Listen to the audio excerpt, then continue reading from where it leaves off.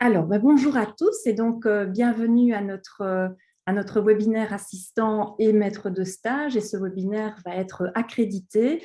Et je voulais vous dire que c'était vraiment un plaisir de vous retrouver avec le docteur Pierre-Michel Marchand, qui est notre formateur. Alors, Pierre-Michel est médecin généraliste à Floref. Vous avez déjà eu l'occasion de le voir à plusieurs reprises lors des formations, que ce soit en présentiel et une formation enregistrée que l'on avait réalisée l'an passé aussi. Et donc, Pierre Michel, depuis quelques mois, a intégré l'équipe technique de MediSpring. Et donc, il va nous aider également, et grâce à vous, à prioriser les développements et à bien comprendre vos souhaits et vos besoins. Merci au projet e-santé Wallonie qui va nous permettre pour ce webinaire d'avoir une accréditation. Et je rappelle qu'il faut absolument s'inscrire à notre session via la plateforme e-santé Wallonie pour pouvoir obtenir cette accréditation. Alors, pourquoi on organise ce webinaire aujourd'hui avec les assistants et les maîtres de stage? C'est parce qu'on a beaucoup de questions similaires qui nous parviennent et ces questions sont néanmoins tout à fait pertinentes. Et ainsi, on va pouvoir y répondre une fois en 1 heure et en passant en revue tous les points suivants. On va parler du RSW, du RSB, voir ce qu'est un hub, comment obtenir son certificat IELTS, gérer les IDMG par MyCareNet, facturer par MyCareNet, la e-prescription, le chapitre 4, envoyer un SUMER, la IELTS Box, la e-box citoyen, très peu utilisée d'ailleurs, et un point important aussi, obtenir la prime assistant, et on terminera par quelques questions que vous aurez très certainement à la fin. Alors avant de rentrer dans le vif du sujet, je voudrais bien vous expliquer 2 principes de base qui peuvent vous sauver la vie au quotidien. Donc, en fait, ici, vous voyez MediSpring et donc vous voyez qu'il y a un petit point d'interrogation ici dans la barre latérale. Alors ça, c'est le bouton d'aide et quand vous appuyez sur ce point d'interrogation, vous voyez apparaître 2 choses importantes, hormis le téléphone et l'email du support, et 2 choses qu'on va vous demander de mettre en priorité. C'est les FAQ et les vidéos dans notre chaîne YouTube. Si vous appuyez sur FAQ, voilà ce que vous obtenez. Donc, vous arrivez dans un petit programme qui vous permet de faire une recherche. Ici, on a le champ de recherche. Et par exemple, toutes les questions qui concernent les assistants, du moment que vous tapez assistant dans le champ de recherche, vous allez avoir tout ce qu'on vous a préparé comme petite procédure pour vous autonomiser le plus possible. Et si vous appuyez donc de nouveau dans ce petit programme d'aide sur voir la chaîne YouTube, eh bien voici ce que vous obtenez. Vous avez accès à tous nos enregistrements, toutes nos vidéos préalables et qui peuvent évidemment vous aider aussi énormément. On vous demande vraiment, pour ne pas que le support soit trop sollicité, de commencer par ces 2 actions. Alors, donc on rentre maintenant dans le vif du sujet et on va commencer par donner un petit mot d'explication sur les hubs. Alors ici, vous voyez la situation belge au niveau de la e-santé. On ne va pas s'y attarder trop, mais retenez juste qu'il y a 3 coffres-forts donc, qui contiennent des données et que les hubs sont interconnectés. Au niveau de la Belgique, il y a un coffre-fort qui est situé ici à Charleroi, donc tout près de chez nous et qui contient notamment tous les SUMER des médecins généralistes. Alors, le RSW, le réseau de santé wallon, c'est la plateforme d'échange des données de santé et elle est reconnue par les autorités. Elle est d'ailleurs partiellement financée par la Wallonie. Alors, est-ce que vous êtes obligé de vous inscrire à ce réseau de santé wallon? Eh bien, en fait, c'est fort conseillé puisque à partir du moment où vous n'êtes pas inscrit donc comme professionnel, vous ne pourrez pas avoir accès à ces fameux hubs que je viens de vous montrer et donc vous ne pourrez pas participer à l'échange des données, que ce soit en termes de publication ou de consultation. Donc, on vous recommande évidemment de vous inscrire comme professionnel au réseau de santé wallon. Et comment on fait, puisque vous allez vite comprendre qu'il s'agit là des prérequis pour toutes les actions e-santé. Donc, dans les prérequis, et d'ailleurs, ce qu'on vous demande avant de vous faire une installation MediSpring, c'est d'être inscrit au réseau de santé wallon et d'avoir votre certificat IELTS. Eh bien, en fait, il y a de multiples façons de le faire. On peut essayer de le faire tout seul, mais c'est d'office un petit peu plus compliqué.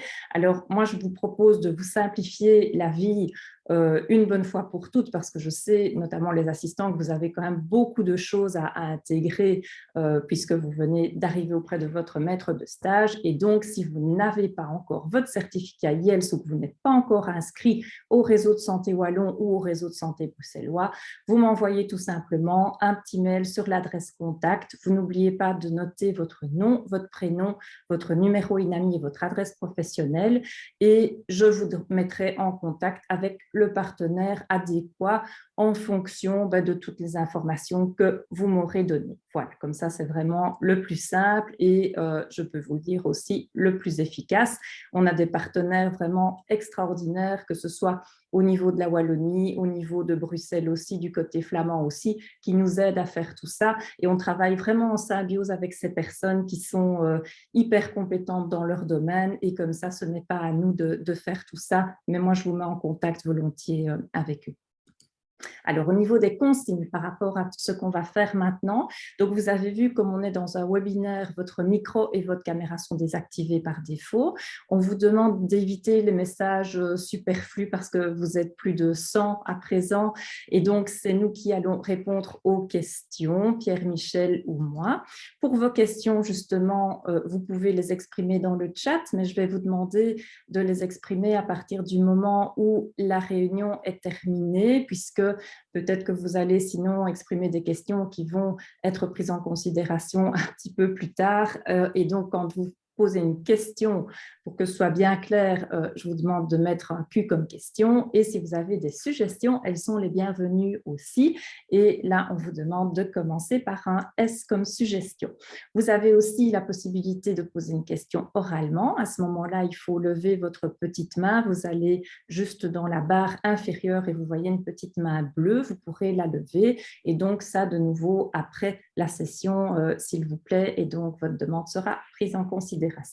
C'est enregistré. Ce sera donc la session enregistrée sera présente sur notre chaîne YouTube très bientôt. Et il me reste à vous souhaiter une excellente session dans MediSpring directement avec le docteur Marchand. Merci. Merci Isabelle. Voilà, je vais partager mon écran à mon tour. Voilà, normalement, vous devez avoir MediSpring qui s'affiche. On va parler aujourd'hui essentiellement de e-santé et on pourrait passer l'heure à faire de la théorie sur la e-santé et expliquer toutes les composantes de la e-santé, à quoi elles servent, mais je pense que c'est plus sympa de voir ça par l'exemple. Et donc, je vais vous proposer de vous emmener dans une consultation dans MediSpring, une consultation un peu longue puisqu'elle va traîner. On va essayer de voir à quels endroits de notre dossier, de notre consultation s'imbriquent les outils e-santé de manière à rendre ça attrayant et à vous montrer l'implication pratique quotidienne que ça a. Donc, il y a des choses qui se passeront en début, d'autres en fin de consultation. Maintenant, je ferai peut-être parfois des digressions. Voilà. Je voudrais insister à nouveau, comme Isabelle vient de le faire, sur 3 prérequis importants avant de pouvoir faire des consultations dans MediSpring et a fortiori utiliser les services de la e-santé. C'est qu'il y a quand même 3 conditions sine qua non. D'abord, vous devez avoir en tant qu'assistant un numéro d'INAMI en ordre, agréé, un 005 ou un 006. Si ce n'est pas encore le cas, vous n'allez pas pouvoir aller beaucoup plus loin. Vous avez besoin d'un certificat e-health, c'est-à-dire un certificat délivré par les autorités belges qui vous identifient comme intervenant de santé, qui vous permettent de vous loguer sur les différents sites tout en prouvant votre identité de médecin. Et vous avez enfin besoin d'être inscrit sur le réseau santé wallon pour ceux qui travaillent en Wallonie, le réseau santé bruxellois ou le réseau de santé flamand qui s'appelle Vitaling, selon votre géographie d'installation. Alors, en soi, il n'y a pas besoin d'être inscrit au RSW pour être médecin et pratiquer, mais si vous voulez pouvoir bénéficier des services d'échange, le RSW, le réseau santé wallon, c'est incontournable puisque c'est vraiment ce qu'on appelle le hub, c'est-à-dire le réseau, c'est la plateforme qui interconnecte les intervenants de santé individuels que sont les médecins, les pharmaciens, les dentistes, les infirmières, ainsi que les hôpitaux et qui sert à l'échange d'infos et de documents. Donc, ce sont des prérequis importants. Je ne vais pas vous faire la démo ici de comment on s'inscrit sur le réseau Santé Wallon, comment on demande un certificat IELTS. Il y a beaucoup de tutoriels disponibles pour ça. Dans l'aide de Medispring, comme Isabelle vient de vous le montrer, toujours accessible à partir du point d'interrogation ici. Hein, vous avez les questions et réponses et la possibilité de chercher spécifiquement une thématique. Vous avez les petites vidéos. Et alors, vous avez évidemment pour le réseau Santé Wallon et pour IELTS des aides spécifiques de ces plateformes avec des services de helpdesk qui sont parfois plus compétents, parfois un peu moins, des tutoriels PDF disponibles aussi. Et pour vous aider dans tout ça, on réinsiste encore sur l'efficacité de la plateforme e-santé Wallonie qui peut mettre à votre disposition des tutoriels d'une part, mais aussi qui organise régulièrement des webinaires, que ce soit autour de la e-santé d'une manière générale, que ce soit lié au logiciel ou lié interlogiciel lié sur les nouvelles fonctionnalités. Alors, je rentre dans le vif du sujet et quand vous êtes débarqué comme assistant chez un maître de stage ou quand votre maître de stage accueille un nouvel assistant, il y a une première chose à faire, c'est de créer un profil utilisateur dans Medispring. C'est vraiment quelque chose d'indispensable. Et j'insiste auprès des maîtres de stage, on ne peut pas utiliser un profil utilisateur déjà existant d'un assistant précédent et le renommer pour faire un nouvel utilisateur, puisque toute chose encodée dans le logiciel est forcément nominative. Il y a un prestataire derrière. Si vous changez le nom d'un utilisateur ancien, tous les anciens encodages vont être renommés aussi. Ce n'est pas super. Donc, comment fait-on un nouvel utilisateur? On va dans les outils. Dans les outils, on clique sur « Utilisateur de la base de données » et on peut très facilement créer un nouvel utilisateur. On encode nom, prénom, on décide d'un login, etc. Les rôles permettent de décider à quelle fonctionnalité du logiciel l'utilisateur aura accès et le minimum, c'est d'être praticien. Alors, pour pouvoir créer un nouvel utilisateur, il y a un rôle supplémentaire qui est nécessaire, c'est d'être administrateur de la base de données. Et donc, en général, quand on est en pratique solo, on est forcément administrateur de sa base de données, mais pour ceux qui travaillent en pratique de groupe, peut-être qu'un seul médecin du groupe est administrateur de base de données et lui seul pourra créer un nouvel utilisateur. Alors, dans ce profil à compléter, choisir un mot de passe bien spécifié que c'est un utilisateur actif et choisir la région concernée pour le log sur les réseaux. Voilà. Une fois que le maître de stage a créé cet utilisateur, l'assistant lui-même va devoir éditer son profil. J'ajoute quand même encore une précision. Ici, on vous demande de décider d'un login pour le nouvel utilisateur. Ce login, il doit être unique. Vous allez en fait, en tant que jeune médecin, possiblement vous loguer dans plusieurs bases de données différentes parce que vous avez plusieurs maîtres de stage sur différents sites, parce que vous faites des remplacements dans d'autres pratiques que celles de votre maître de stage, ou encore parce que vous allez prester des gardes au poste de garde. Si vous avez juste mis votre prénom comme nom d'utilisateur, comme login, Medispring ne va pas pouvoir identifier dans quelle base de données vous voulez vous loguer parce que des Sophie, j'invente, il y en a peut-être dans 36 bases différentes. Et donc, veillez bien à identifier votre login. Une façon de le faire, c'est par exemple de mettre votre numéro d'INAMI ou du moins une première partie de votre numéro d'INAMI qui est forcément unique et voire de préciser après un caractère spécial quelle base de données vous pourriez avoir 6 chiffres, maison médicale une telle, puis poste de garde Namur, puis poste de garde Mons, peu importe, de manière à ce que quand vous entrez votre login, directement vous êtes logué dans la bonne base de données. Donc, très important ici au niveau du login de choisir quelque chose d'unique et qui ne va pas porter à confusion entre plusieurs bases ou entre plusieurs utilisateurs différents. Voilà. Une fois que le maître de stage a créé le profil, l'assistant va pouvoir se loguer. La toute première fois qu'il va se loguer, il va avoir un écran lui demandant de générer ses clés de cryptage. Donc, toutes les informations dans MediSpring sont évidemment hautement sécurisées avec des clés algorithmiques. Il faut les générer à la première utilisation et quand elles sont générées, il est très important de les sauvegarder à un endroit où vous les connaissez puisque si vous voulez réutiliser MediSpring sur un autre poste pour la même DB, vous allez devoir réencoder les clés qui ne seront plus générées évidemment une nouvelle fois, mais vous devrez encoder celles qui ont été générées lors de la première connexion. C'est en fait, je vais essayer de vous montrer l'écran, mais je ne vais pas créer, voilà. Donc, choix d'un identifiant unique, c'est ce que je vous disais. Et à la première connexion, MediSpring va, vous voyez l'image ici, générer des clés et vous proposer de les enregistrer. Et puis, quand vous ouvrez un nouveau MediSpring, vous avez, si une clé est manquante, la possibilité de choisir un fichier sur une clé USB ou sur un disque dur, là où vous l'avez sauvegardé. Alors, une fois que l'assistant est créé, il va pouvoir, en cliquant sur ses initiales en bas à gauche, éditer son propre profil. Alors, c'est important de le compléter correctement pour plusieurs raisons. Vous avez d'abord les informations générales, où il faut évidemment mettre son nom, prénom, son numéro national et son numéro INAMI. Mais en mettant un numéro INAMI qui se termine par 005 ou 006, automatiquement, vous avez un champ maître de stage qui apparaît ici. Toutes les prestations d'un assistant se faisant toujours sous l'autorité d'un maître de stage, vous êtes obligé de renseigner un des maîtres de stage de votre pratique en le cherchant parmi la liste des utilisateurs de la base de données. C'est au nom de ce maître de stage que se fera par exemple toute la facturation. J'y reviendrai tout à l'heure. Alors vous avez un deuxième onglet dans lequel vous avez à compléter adresse, téléphone et email. C'est important de le faire. L'envoi de prescription électronique, par exemple, ne fonctionne pas si un numéro de téléphone n'a pas été encodé dans la fiche, puisque c'est le seul moyen qu'a un pharmacien de vous contacter.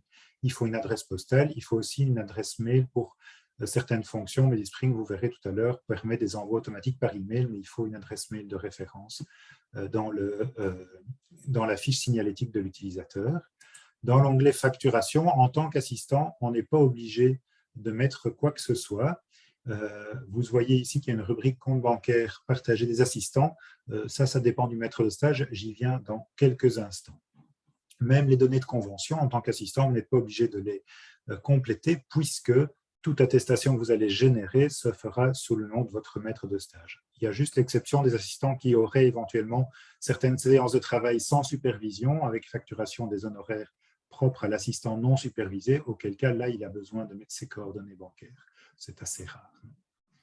Alors, dans les onglets de gauche, j'ai décrit l'intervenant.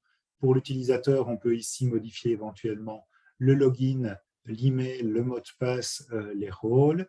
Et alors, on a deux options importantes. C'est ici qu'on modifie le hub éventuellement si on change de pratique. Et ça, c'est une nouvelle fonctionnalité qui est toute récente dans MediSpring. C'est que dorénavant, on peut choisir, quand on modifie un élément dans un dossier, que MediSpring suggère automatiquement l'envoi d'un summeur et vous pouvez demander à activer cette option sans aucune confirmation de votre part, à l'activer avec confirmation avant l'envoi du summeur ou à désactiver la fonctionnalité. On a parlé des clés, vous avez toujours la possibilité de les retélécharger à partir de votre fenêtre utilisateur. Le DMG, on y viendra tout à l'heure. La facturation en tiers payant, on y viendra tout à l'heure. Connexion IELTS, c'est un endroit important à connaître puisque c'est ici que vous allez pouvoir importer dans MediSpring le certificat que vous aurez généré sur la plateforme IELTS. Donc, lors de votre première connexion, il n'y aura aucun certificat à importer. Vous devez manuellement aller choisir le certificat que vous aurez pris soin de sauvegarder. Je n'insisterai jamais assez sur l'importance d'avoir son certificat sur une clé USB. De nouveau, quand vous allez aller la première fois au poste de garde ou chez un autre praticien, si vous voulez pouvoir faire de la e-santé, vous devez pouvoir vous identifier. Il faut avoir votre certificat IELTS sous la main. Alors, c'est ici aussi que vous pouvez vous reconnecter en cas de déconnexion IELTS pendant votre session de travail, si Internet a bugué, si IELTS a bugué. on peut venir, ou si en vous connectant, vous avez mis un mot de passe erroné, c'est en cliquant sur vos initiales et puis sur IF que vous allez pouvoir vous reconnecter. Voilà, ça c'est vraiment pour le tour de l'utilisateur assistant. Maintenant, je rebascule dans ma version MediSpring où je me suis logué en tant que maître de stage pour montrer au maître de stage qu'il y a une chose importante. Dans la fiche utilisateur, comme je viens de le faire, dans l'onglet facturation, vous avez évidemment vos propres données pour votre travail personnel, mais vous avez la possibilité d'encoder un numéro de compte différent pour les assistants. Ce numéro de compte, il sert éventuellement à faire verser sur un compte distinct du vôtre les honoraires facturés aux mutuelles en tiers payant. C'est intéressant dans les pratiques de groupe où plusieurs assistants travaillent et où on veut centraliser les honoraires sur le même compte. C'est intéressant si les honoraires doivent être repartagés entre plusieurs médecins, au moins ils ne sont pas mêlés avec ceux du maître de stage. Donc voilà, ça peut avoir une utilité dans beaucoup de pratiques. En tant que maître de stage, c'est vraiment la seule modification que vous avez éventuellement à faire dans votre fiche utilisateur si ça n'a jamais été fait. C'est, si c'est le cas, si c'est nécessaire chez vous, d'aller encoder ce numéro de compte dédié aux assistants. Pour le reste, votre travail, c'est de créer la fiche utilisateur de l'assistant, mais c'est lui qui la complétera dans les détails. Voilà, voilà. Ça, c'était pour les prérequis pour pouvoir commencer à travailler avec MediSpring. Quand vous ouvrez MediSpring, ensuite, vous arrivez sur l'écran d'accueil bien connu, avec la liste des derniers patients que vous avez ouverts, les prochains rendez-vous programmés, éventuellement les ordonnances en attente préparées par le secrétariat si vous utilisez la fonctionnalité, et puis dans la barre latérale à gauche, les différentes rubriques, donc l'écran d'accueil, la fenêtre de recherche un peu plus complexe, la boîte de courrier, on y reviendra tout à l'heure, l'agenda, les différents outils, je les explorerai aussi en partie, la facturation. Ce n'est pas tellement ça qui nous intéresse aujourd'hui. Moi, j'ai envie de vous proposer de commencer en consultation. Et donc, si vous allez recevoir un patient, vous avez a priori deux possibilités. Soit c'est un patient déjà connu dans la base de données et vous avez trois manières de le retrouver. Vous avez le champ de recherche rapide ici qui est très efficace. Vous avez un autre champ de recherche ici qui vous permet par exemple de trouver un patient qui aurait été inactivé parce qu'ayant déménagé, n'étant plus venu depuis longtemps. Et vous avez enfin la possibilité de trouver un dossier patient simplement en lisant sa carte d'identité dans votre lecteur. À ce moment-là, son dossier, s'il est existant, va s'ouvrir. Et si le patient n'est pas existant, MediSpring va vous afficher une fenêtre proposant de créer un nouveau patient à partir des informations de la carte d'identité. Donc ça, c'est la première chose, c'est identifier mon patient, qu'il soit déjà présent dans la base de données ou que je doive créer un nouveau dossier. Alors, je vais ouvrir un patient ici. Qui vient en consultation ça va nous permettre de faire le tour de la présentation du dossier de MediSpring. Ce n'est pas de la e-santé pour le moment, mais je pense qu'avoir une bonne connaissance de la structuration du dossier va vous permettre après d'être plus efficace sur la e-santé. Petit rappel des données administratives du patient que l'on édite à travers l'onglet Fiches. Les différents boutons dédiés à la e-santé, on va y venir pendant le webinaire. Et alors, ce qui est quand même très, très important, c'est le résumé du dossier que vous avez ici, qui va servir de base à la constitution du SUMER, dans laquelle vous avez ce qu'on appelle les éléments de soins actifs du patient, ses traitements actifs. Les éléments de soins passifs du patient, ce sont les antécédents, c'est des choses qui sont terminées. Et alors, nous avons après tous les antécédents, tous les éléments non relevants, c'est-à-dire les pharyngites, les gastro-entérites, qui n'ont pas beaucoup d'importance et qui se retrouvent classés ici dans des diagnostics non pertinents. Vous trouvez aussi dans cette synthèse les allergies, les intolérances, les facteurs de risque, les vaccins et les items de prévention. Alors, pour votre SUMER, vous aurez aussi besoin, on y viendra tout à l'heure, des volontés du patient, et pour MediSpring, on les encode à travers la note médicale. Elle vous permet de déterminer le groupe sanguin. Il y a un onglet qui permet d'encoder des antécédents en texte libre, et alors il y a surtout un onglet volonté où pour chaque item, vous pouvez préciser si vous avez posé la question ou pas, et si le patient accepte ou n'accepte pas l'euthanasie, la réanimation, la vaccination ou que sais-je. Voilà. Alors ça, c'est pour la partie gauche de l'écran. La partie centrale qui est plus étroite, c'est vraiment la ligne du temps du dossier. Vous avez tous les événements sont classés du plus ancien en bas au plus récent en haut, symbolisé par des petits logos, consultation, rapport reçu, labo, et vous pouvez filtrer uniquement les rapports, les contacts faits avec le patient, uniquement les résultats de labo, uniquement les résultats de spécialistes, peu importe. Vous pouvez filtrer par spécialité, ou vous pouvez même faire un filtre plus précis en disant, par exemple, je voudrais voir tous les contacts dans lesquels j'ai fait une interruption de travail, et hop, on a un filtre qui fonctionne tout de suite. La petite pastille rouge qui montre que vous avez un filtre et qu'il faut aller ensuite réinitialiser si vous voulez récupérer l'affichage. La partie droite de la fenêtre, elle affiche les détails de la consultation ou du protocole que vous avez sélectionné au milieu. Alors, mon patient vient en consultation, je vais créer un nouvel événement. Si ce n'est pas une consultation mais une visite, j'ai des alternatives ici, ou bien je peux encore modifier là. Vous voyez qu'en médecine générale, MediSpring, c'est le modèle SOAP. Donc, je vais créer un motif. Il vient, par exemple, parce qu'il a mal à la gorge. Et vous allez commencer à taper quelques lettres. MediSpring va vous suggérer les choses que vous utilisez fréquemment. Vous allez pouvoir spécifier votre anamnèse. Voilà, on va mettre en avant, pas du tout, peu importe. Et puis, vous allez passer à l'examen clinique. Alors, vous allez encoder votre consultation. Vous pouvez aussi vous faire aider avec les mots-clés. Et donc, moi, j'ai créé, par exemple, un mot-clé ici qui est l'examen de base et qui va m'amener un examen ORL et une auscultation cardio-pulmonaire vierge. Et je n'ai qu'à compléter éventuellement quelques infos. Alors, comment fait-on pour créer des mots-clés? On va dans la rubrique « Outils ». On va avoir les mots-clés ici. Et il suffit de taper votre clé ici et ajouter un mot-clé. Voilà, moi, c'est AAA. Et quand je valide mon AAA, j'ai tout ça qui s'inscrit. J'en ai fait d'autres ici. Voilà, une tigette urinaire, paracétamol, expectative armée, un examen du dos, un examen neurologique rapide. Enfin, voilà, toutes des choses que l'on peut utiliser pour gagner du temps en consultation. Quand vous allez examiner votre patient, vous allez aussi encoder des paramètres objectifs. Vous ouvrez la modale en cliquant sur le petit O. Vous encodez sa tension, vous encodez en une tabulation, vous passez au pouls, vous passez à sa saturation, et vous voyez qu'on a un graphique qui reprend l'historique des valeurs antérieures. Tout ça est très facile à utiliser. Mais vous pouvez aussi utiliser des outils complémentaires que vous allez retrouver dans le petit plus ici.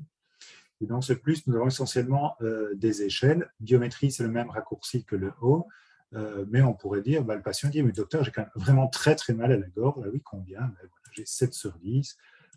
Et vous pouvez créer un service de gestion de la douleur. Et dans votre anamnèse, c'est rajouter vraiment une douleur sévère estimée à 7 sur 10 pour le patient. Après l'avoir examiné, vous avez diagnostiqué une angine aiguë. Vous allez taper le diagnostic dans l'appréciation et de nouveau, MediSpring vous propose la liste code des diagnostics codifiés. Et vous allez soigner cette angine, mettre des choses en place. La prescription médicamenteuse, c'est par le P, et puis il y a d'autres choses qu'on va découvrir ensemble. Et ici, on va commencer tout doucement à utiliser des services de e-santé, puisque la prescription, maintenant, elle est entièrement électronique et dématérialisée. En cliquant sur le P, vous allez ouvrir la modale de prescription qui va vous afficher le traitement chronique du patient et qui va vous proposer de prescrire des traitements aigus. Alors, ceux qui connaissaient les anciennes versions de MediSpring ont vu depuis un petit mois maintenant que la modèle avait fort changé, puisque avec la dématérialisation des prescriptions, on ne fait plus une ordonnance avec 4 ou 5 molécules, mais on va faire une prescription distincte par molécule. Voilà, vous allez lui donner un spray pour la gorge et un peu de paracétamol. Peu importe, je fais des choses au hasard. Et vous voyez ici que vous avez les ordonnances en cours de préparation et une ordonnance correspond à une molécule. Vous pouvez choisir d'augmenter, ce n'est pas pertinent pour une angine, mais vous pourriez dire que ce médicament, en fait, c'est une pilule contraceptive et je voudrais que l'ordonnance soit valable plus longtemps, vous modifiez la date. Et vous pouvez aussi, et ça c'est nouveau avec la dématérialisation, décider qu'un médicament n'est pas visible par les pharmacies. En fait, il faut savoir que les ordonnances dématérialisées, le but à court terme, à moyen terme en tout cas, c'est de ne plus du tout les imprimer, c'est simplement de les prescrire et de les envoyer sur le serveur de prescription électronique. Et chaque pharmacie dans laquelle se rendra le patient, en lisant la carte d'identité du patient, aura accès à l'ensemble des prescriptions qui sont disponibles sur le serveur. Donc, certains patients n'ont pas du tout envie que certains médicaments qui leur auraient été prescrits soient visibles dans n'importe quelle pharmacie. Et vous allez avoir ici la possibilité de rendre le médicament confidentiel. Quand vous utilisez cette option, aucune pharmacie ne voit ce médicament, même si le patient donne sa carte d'identité. Vous êtes obligé de lui remettre un code barre imprimé. D'ailleurs, si vous cliquez sur imprimer maintenant, alors que Coludol et paracétamol ici, si je clique, ne vont pas s'imprimer, Viagra s'imprimera quand même. Évidemment, si je clique ici, il s'imprimera aussi. Le patient peut aussi aller sur son portail masanté.be et là, il peut modifier la visibilité d'une ordonnance qui est confidentielle et dire « OK pour telle pharmacie ». Voilà, je vais prescrire des médicaments ici. Je les envoie sur le serveur. Vous voyez que j'ai la confirmation que mes médicaments ont bien été postés sur le RSIP et Medispring m'affiche en fait la prescription qui, elle, est confidentielle et qui donc doit absolument être imprimée. Je vais la fermer ici. Voilà. Mon patient, il a tellement mal à la gorge que je veux le mettre en arrêt de travail. Comment est-ce que je fais? Le petit plus, l'ITT. Et ici aussi, on a potentiellement besoin de l'e-santé puisqu'on a pour le moment la possibilité d'envoyer directement un MEDEX. Donc, pour une partie des patients qui sont fonctionnaires et qui ont un organisme du contrôle chez MEDEX, vous pouvez simplement compléter le certificat ici, cliquer sur « Envoyer » et ça se fait par les services de la e-santé. Vous pouvez aussi décider si c'est prolongé comme incapacité de mettre un arrêt pour la mutuelle, auquel cas le diagnostic est obligatoire. Voilà, pour l'arrêt de travail. C'est ici aussi, mais on ne va pas tout passer en revue, que l'on fait éventuellement une demande de kiné, de soins infirmiers, d'imagerie, que l'on encode un vaccin. C'est ici qu'on peut faire un document pour référer son patient. Alors, on peut décider d'envoyer le patient à un ORL, je ne sais pas s'il y en a un dans la base de données, peu importe, un spécialiste dont je suis sûr qu'il figure, il n'est pas du tout ORL évidemment, parce que c'est la 10e angine en 2 ans et que vous voudriez quand même un avis spécialisé. Et donc, vous allez rédiger un courrier d'envoi voilà, à votre ami ORL. Vous choisissez le type de courrier que vous voulez envoyer. Vos coordonnées vos coordonnées sont pré-encodées, le destinataire aussi, le patient, le résultat de votre anamnèse, de votre examen, ses antécédents importants. Et donc, en fait, en 2 clics, vous pouvez rajouter un mot ici pour dire pour quel motif vous devez le voir. Pourquoi est-ce que je vous montre les documents maintenant? La plupart du temps, vous les imprimerez pour les donner aux patients, mais vous pourriez aussi très bien envoyer directement par e-Healthbox de manière à ce que, si vous voyez un patient en dépannage, le médecin traitant reçoive un compte-rendu de consultation et que ce soit intégré automatiquement dans le dossier du patient. Voilà l'utilité. Vous pouvez aussi poster ce courrier sur le réseau Santé Wallon, comme ça le patient ne perdra pas son document quand il ira chez le spécialiste. En ouvrant le réseau Santé Wallon, le spécialiste aura accès directement au courrier que vous avez rédigé. Voilà.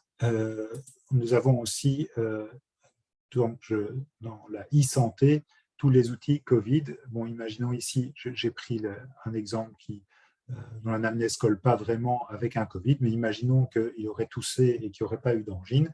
Je pouvais ici faire mes demandes pour un test PCR, soit le frotter moi-même et l'envoyer au labo, soit générer les codes pour qu'ils prennent rendez-vous au centre de tri. C'est une base de données de test et le e-form ne fonctionne pas ici. Je vais le fermer. Donc, voilà comment on peut, dans une consultation, déjà voir que les outils de e-santé vont venir s'imbriquer à différents niveaux. Maintenant, les patients ne viennent pas uniquement pour des maux de gorge, et parfois, c'est un petit peu plus sérieux que ça. Vous pourriez avoir une douleur précordiale chez un patient chez lequel vous trouvez qu'il y a vraiment un angor, avec, vous avez fait un électro, il est normal, mais voilà, vous pensez qu'il a un angor. Je pourrais faire un avis pour le spécialiste, mais ce n'est pas ça que je veux vous montrer. Je veux simplement vous montrer que ça, c'est quand même un diagnostic qui devient quelque chose de relevant et que vous allez vouloir voir apparaître dans les choses que vous devez toujours garder à l'œil et que vous allez vouloir voir dans le SUMEUR.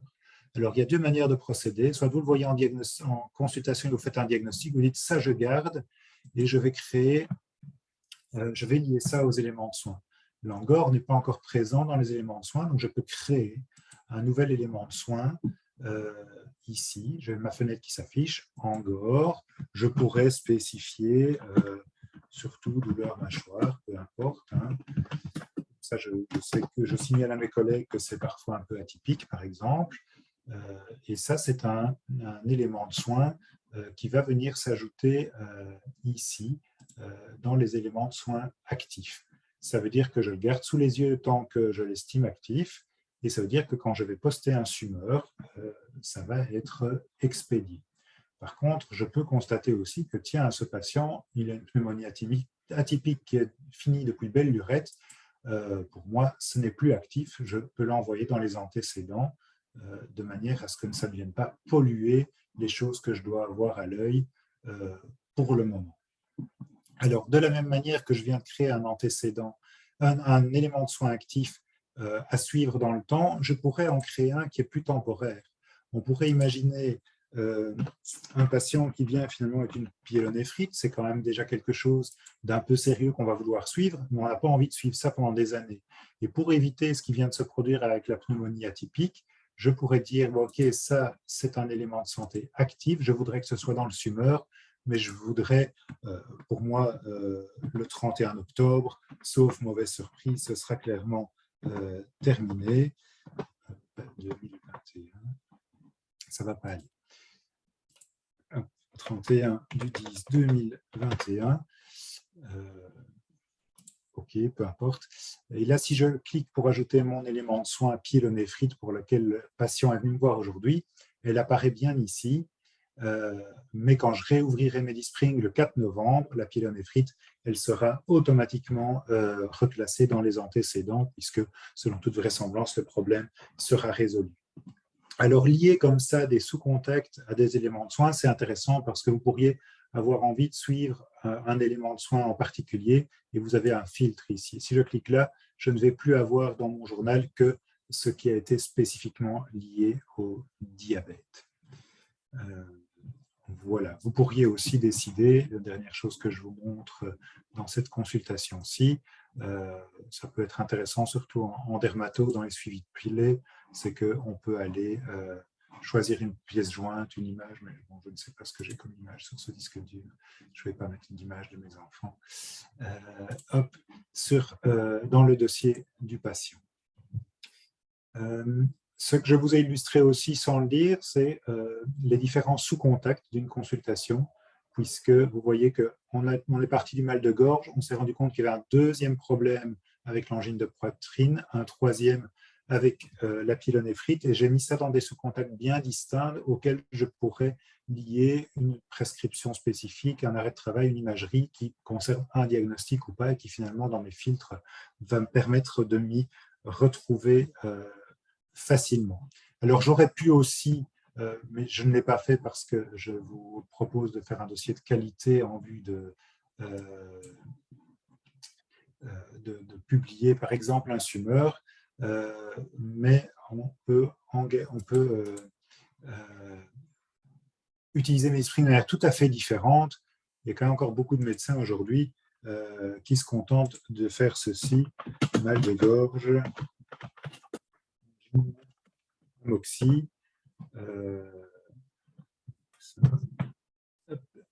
voilà, je ne le code pas, je clôture mon contact Bon, c'est très lisible. Vous aurez ici mal de gorge, angine, amoxie, mais en fait, on ne sait rien en faire. C'est du texte libre. MediSpring ne va pas pouvoir faire la moindre requête là-dessus. Vous ne pourrez pas le lier spécialement à un élément de soin. Ça ne sera jamais dans le SUMER. Il ne tiquera pas. Vous avez vu, quand j'ai prescrit le Viagra, je suis allé un peu vite, mais j'ai eu une alerte. En fait, quand il y a une allergie encodée, MediSpring réagit. Si vous faites ça, évidemment, rien ne se passe. Donc, c'est possible, et je montre que c'est possible pour montrer la flexibilité du logiciel, mais je vous déconseille d'utiliser ça. Alors, je vais plus illustrer maintenant peut-être les outils e-santé, maintenant que cette consulte est déjà bien complète, parce qu'on va se diriger tout doucement vers la facturation et vers le DMG, et le prérequis à pouvoir attester des actes, c'est de savoir si le patient est en ordre de mutuelle. Vous voyez ici la première icône, c'est assurabilité. Quand j'ouvre un dossier patient, sur base de son NIS, MediSpring interroge la base de données des mutuelles et va aller vérifier les données. Quand j'ai un petit bouclier rouge, il n'y a pas de mutuelle en ordre. Quand il est orange, c'est qu'il manque des données. Quand il est vert, c'est que le patient est en ordre de mutuelle. Et vous pouvez ouvrir les détails. Vous avez nom, prénom, les données de mutuelle. Et puis pour les patients qui en ont, vous allez voir s'ils ont des trajets de soins, s'ils ont un statut d'affection chronique, s'ils ont une pharmacie de référence, s'ils sont en palliatif. Je pourrais ouvrir un autre dossier ici. Je pense que ce patient...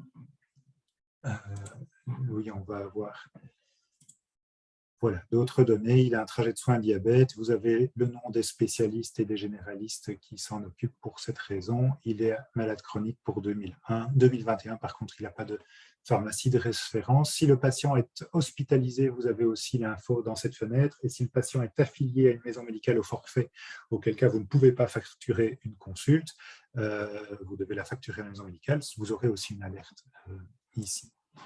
Donc, ça, c'est les données d'assurabilité. Alors, pour aller plus loin dans l'e-santé, il y a un autre prérequis qu'on n'a pas encore abordé, c'est qu'il faut que le patient soit d'accord. Et il faut qu'il soit d'accord pour deux choses. Le patient, il faut qu'il ait donné son consentement pour le partage des données, et puis il faut qu'il soit d'accord que vous y accédiez plutôt que votre voisin.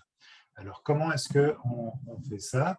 Il y a une première icône ici, c'est le consentement. Grâce à cette icône, la plus grande partie des patients sont déjà inscrits sur les réseaux de partage, sur les hubs, mais ce n'est pas toujours le cas. Et donc, vous avez la possibilité, en cliquant sur cette case, d'inscrire les patients. Vous êtes censé leur avoir bien expliqué ce que ça signifiait. Et vous voyez qu'il y a deux niveaux de consentement. Il y a un niveau national et un niveau hub. Le niveau national, c'est vraiment...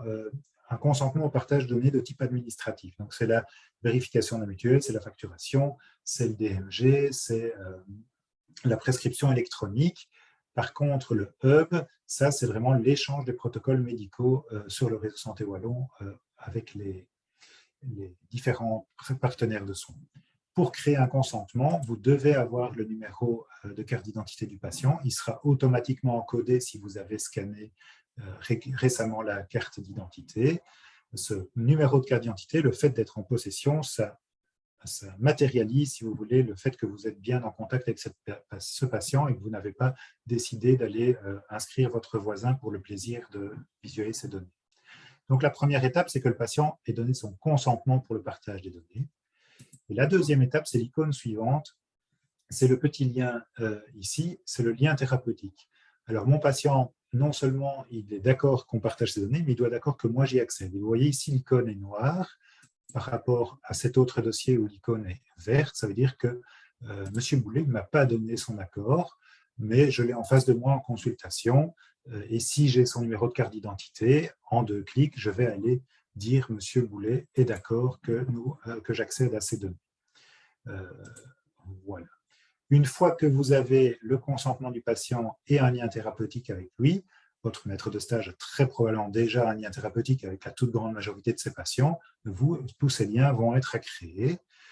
Vous aurez accès à l'icône du DMG. Alors, le DMG, c'est aussi une icône qui change de couleur en fonction de l'appartenance du DMG.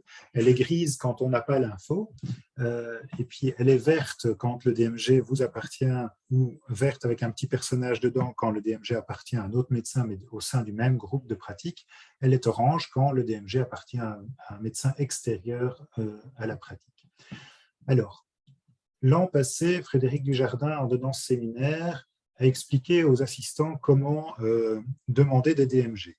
Je vous avoue que ça me pose problème, ça fait 10 ans que j'ai des assistants, et il faut savoir que l'assistant, au vu des mutuelles, n'a pas de personnalité propre, puisque tous les actes attestés, facturés par l'assistant, ils le sont au nom d'un maître de stage.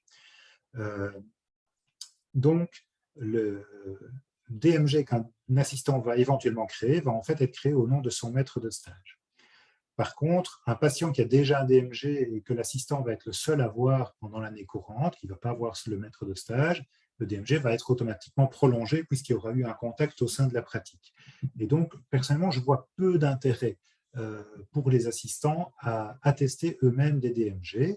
Le seul cas éventuel, me semble-t-il, c'est qu'un maître de stage accepte un nouveau patient, que ce nouveau patient ne soit pas vu par le maître de stage, mais par l'assistant, et que donc l'assistant dise on va faire votre DMG au sein de la pratique. Néanmoins, je trouverais ça logique, puisque l'assistant a priori change tous les ans ou tous les 2 ans, que ce soit le maître de stage qui fasse le DMG et que ce soit une manière de prendre quand même contact avec ce nouveau patient et pas uniquement le laisser dans les mains des assistants. Enfin, c'est un avis personnel. Si néanmoins certains souhaitaient que leurs assistants fassent des DMG, il faut que l'assistant s'y soit inscrit au préalable. Comment fait-on ça? C'est évidemment dans les outils, non, s'inscrire au DMG, j'ai perdu ma souris, voilà, c'est dans les paramètres utilisateurs, voilà. Il faut spécifier son compte bancaire et dire qu'on a lu les conditions pour faire le DMG et puis demander l'inscription. Je ne le fais pas ici parce que c'est une base de démonstration et je suis déjà inscrit dans une base de production et j'aurais peur de faire des conflits. Alors, de nouveau, l'assistant est obligé de mettre le numéro de compte du maître de stage et ça va poser problème quand les assistants auront fini leurs années assistanat parce que MediSpring ne permet pas de modifier ces numéros de compte une fois on les envoie aux mutuelles et il faut après contacter directement chaque mutuelle pour éventuellement modifier un numéro de compte. Et donc, je trouve que c'est beaucoup de tracas administratifs pour peu de bénéfices pendant les années de pratique de l'assistanat, d'aller risquer qu'une fois que vous serez installé, ce soit toujours votre ancien maître de stage qui touche vos DMG. En début de pratique, vous serez peut-être bien content des 30 € qui rentreront pour chaque DMG attesté. Voilà. Néanmoins, si vous faites du suivi de DMG, vous devez faire cette étape d'inscription et alors vous aurez accès dans les outils au suivi des DMG. On a des outils qui nous permettent de demander en fait aux mutuelles la liste des DMG et on va aller afficher voilà, les listes avec des patients qui ont été renouvelés cette année et on va aussi pouvoir suivre,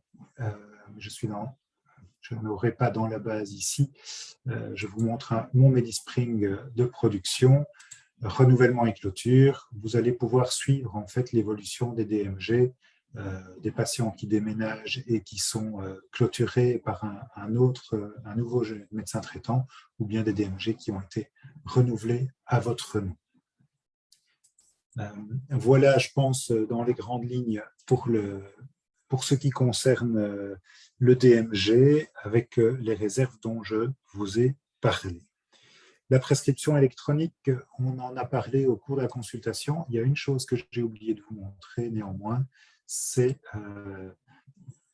2 choses même pour être précis. Je vous ai montré comment on prescrit. J'ai oublié de vous montrer l'historique et un des intérêts de la prescription dématérialisée, c'est que quand vous allez dans ce qui a déjà été prescrit, vous avez tout l'historique des prescriptions et vous avez un statut et éventuellement la possibilité d'annuler si la prescription n'a pas encore été délivrée et que vous souhaitez changer d'avis. Si elle a déjà été délivrée, il y aura un point d'exclamation sur la petite feuille et le bouton ne sera plus utilisable.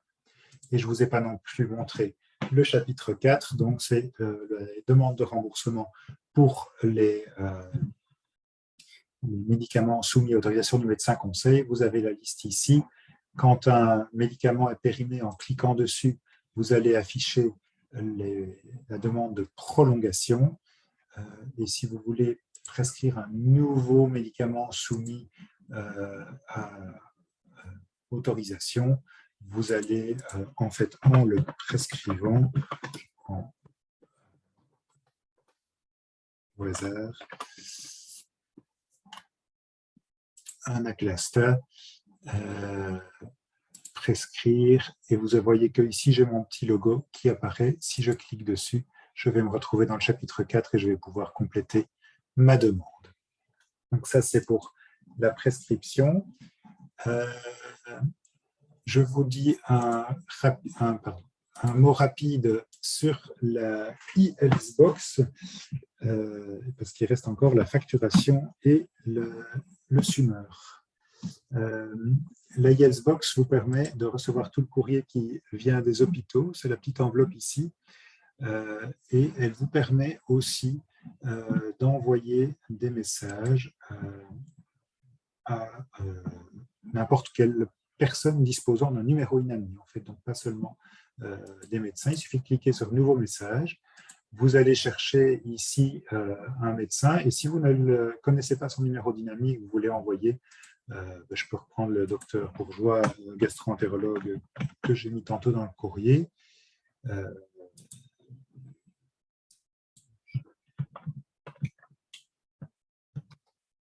Normalement, mais excusez-moi, c'est moi qui me suis trompé de champ. C'est ici que je dois taper. Voilà, vous avez tous les bourgeois qui apparaissent. Vous repérez le bon, peu importe. Je vais pas. Voilà. Vous avez la possibilité de l'ajouter dans votre carnet d'adresses.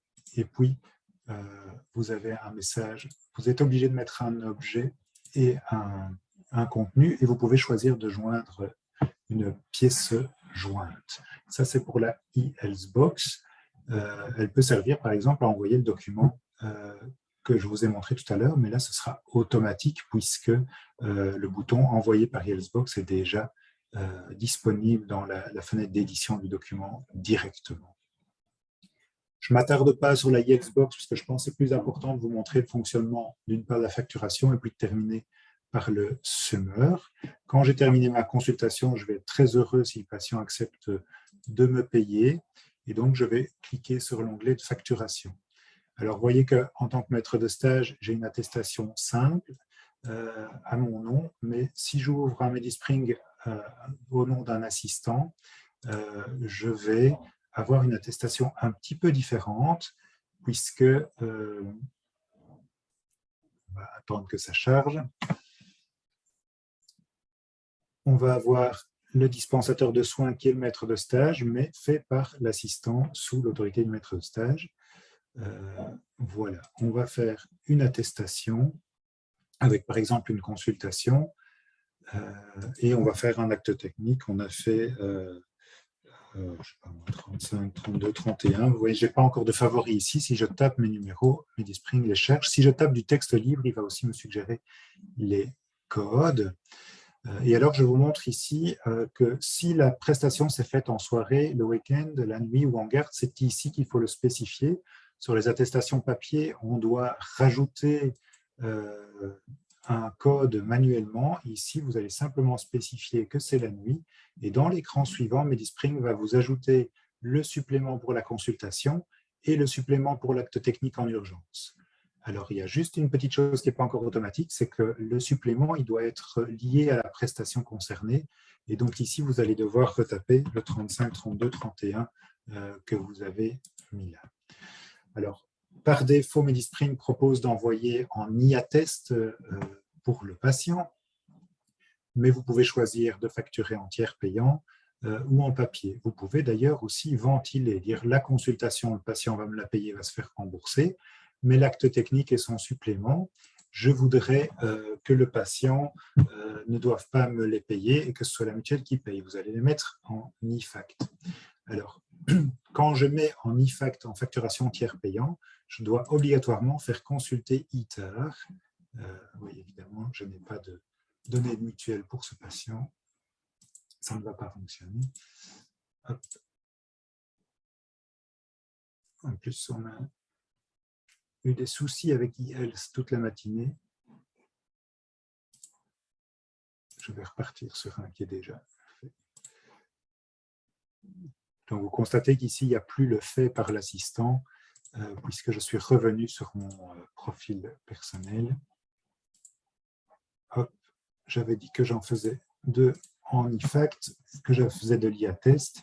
Et donc, je vais consulter ITAR. ITARIF, c'est la vérification par la mutuelle que le patient a droit au tiers payant pour un acte précis. Pour les actes techniques, théoriquement, on a toujours le droit de les facturer en tiers payant, donc on devrait recevoir la réponse.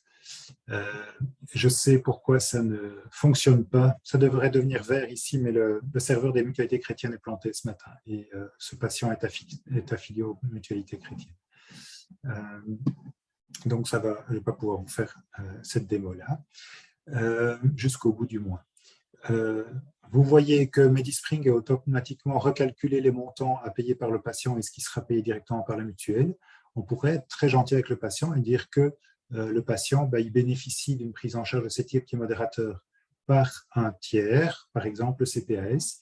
Vous allez choisir ici et donc l'organisme en question que vous devez mentionner, il est dans votre base de données d'intervenants, vous l'aurez encodé au préalable. Vous pouvez dire, voilà, maintenant pour sa petite chirurgie de week-end, mon patient, il va me payer 35 €, le CPS va me payer 8,48 € et la mutuelle 78 €. Les 34,39 €, ce n'est que l'intervention du patient et donc il va être remboursé intégralement quand j'aurai envoyé à la mutuelle. Je ne vais pas pouvoir le faire puisque j'ai une pastille rouge, je ne peux pas valider. Donc, je ne vais pas pouvoir vous montrer jusqu'au bout. Voilà. Maintenant, ce qui m'intéresse, c'est quand l'assistant envoie des attestations en IFACT, comment les envoie-t-on après à la mutuelle? Ça va intéresser les maîtres de stage. Ceux qui ne le savent pas, je vous montre ça dans ma base de données de protection. Je vais aller dans mon onglet facturation et là j'ai toutes mes attestations qui s'affichent et vous voyez que dans la rubrique IFACT, j'ai les attestations à envoyer aux mutuelles. Donc c'est tout ce qui a été créé. Le petit V vert montre que ça a déjà été vérifié auprès de ITAR, que la mutuelle a marqué son accord de principe, mais ça n'a pas été envoyé. Alors vous voyez qu'il y a un autre V vert dans certaines attestations ici. Ce sont celles qui ont été faites par les assistants. Et c'est ici qu'on a l'intérêt d'avoir 2 numéros de compte différents. Je pourrais demander à MediSpring, ne me montre que les attestations faites par l'assistant. Et vous voyez ici, je peux les sélectionner et dire envoyer aux mutuelles pour paiement sur le compte bancaire des assistants. Je ne vais pas le faire puisque je suis en live. Je pourrais aussi demander de n'infiltrer que mes attestations à moi. Et vous voyez que si je choisis la sélection, c'est envoyé pour mon compte bancaire personnel.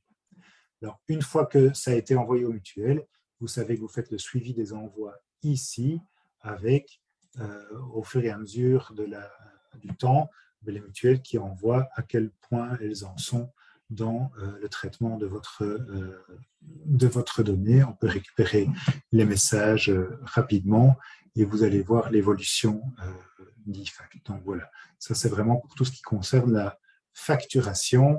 Et vous voyez qu'on a reçu des messages, il n'y avait qu'un envoi accepté, maintenant il y en a 5. Je retourne dans la base de données ici. Je pense que pour les IFACT, j'ai tout montré, sauf une particularité ici. Je prends Madame Van Chicken Soup et vous voyez que j'ai une petite alerte comme quoi elle est BIM. Et si elle est BIM, il y a une particularité dans la facturation, c'est que je vais être obligé de faire de l'IFACT, donc du tiers payant, c'est spécifié partout. Donc voilà, ici je vais peut-être pouvoir vous montrer, puisque je ne sais pas quelle mutuelle c'est. Non, apparemment, c'est aussi la mutualité chrétienne et ça ne va pas fonctionner non plus. Donc, voilà. Je termine avec un mot sur le SUMER quand même. On a un dossier qui est maintenant bien construit. On a envie de partager ces données. Vous voyez, pour ce patient, un diabète de Langor, s'il doit être vu en garde, il y a des choses qui sont importantes à savoir. L'outil de communication avec le poste de garde ou avec les spécialistes, c'est le SUMER.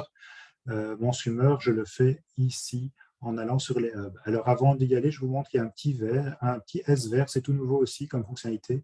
Je vous ai montré tout à l'heure dans ma fiche utilisateur que je pouvais choisir d'envoyer automatiquement un SUMER si je modifiais des éléments de soins. D'ailleurs, ça devrait se produire ici, on va faire le test. Ici, le V est en vert, c'est-à-dire qu'il y a un SUMER récent, le 7 octobre. Si c'était un SUMER plus ancien, le petit S serait en rouge, ou si je n'avais pas accès au hub. Je vais clôturer le contact. On a modifié plusieurs choses, puis on a rajouté de l'angor, on a rajouté une pyélonéphrite, on a supprimé une pneumonie. Normalement, en fermant mon dossier, il devrait me dire qu'un nouveau SUMER est disponible. Voilà, c'est l'alerte qui arrive ici. Je peux ne pas envoyer parce que finalement, je n'ai presque que du coludol et je n'ai rien changé d'autre, je n'ai pas envie de changer. Je peux envoyer en disant oui, j'envoie tel quel, mais surtout, je peux prévisualiser. Et donc, ici, vous allez avoir le contenu du SUMER sur le point d'être envoyé avec les éléments de soins actifs, les allergies, etc., les antécédents, et vous avez la possibilité de modifier. En fait, vous dites, oui, mais voilà, dans son traitement, par exemple, où est-ce qu'ils sont voilà, dans son traitement, pour sa confidentialité, je ne tiens pas compte du Viagra que je lui ai prescrit, il suffit de décliquer et vous allez envoyer un SUMER qui va contenir tous ces éléments verts et ne pas contenir ceux que vous aurez supprimés. Alors, quand le SUMER est envoyé, on se réouvre ici la fenêtre sur laquelle je n'ai pas cliqué tout à l'heure. Si vous l'ouvrez sans envoi du SUMER en cliquant dessus, elle s'ouvre sur la fenêtre des SUMER. Vous voyez qu'il vient d'être mis à jour le 12 octobre. Si je clique dessus, je vais avoir le contenu de mon SUMER qui s'affiche, les données de volonté, les allergies, les intolérances, les facteurs de risque, les traitements, les diagnostics, enfin voilà, tout y est. Et ce que je veux vous montrer qui est très très utile, surtout quand vous avez des nouveaux patients, c'est l'option d'importer dans le dossier. Parce que si vous cliquez là, MediSpring vous affiche le contenu, je vais faire autrement même, je vais sélectionner le SUMER que Frédéric Dujardin a généré pour ce même patient il y a un peu plus longtemps, et je vais faire importer dans le dossier. Parce que je pense me souvenir qu'il y a des données qui sont dans ce SUMER et qui ne sont pas dans le journal du patient, et c'est ça que j'ai envie de vous montrer. J'espère qu'il va s'afficher rapidement.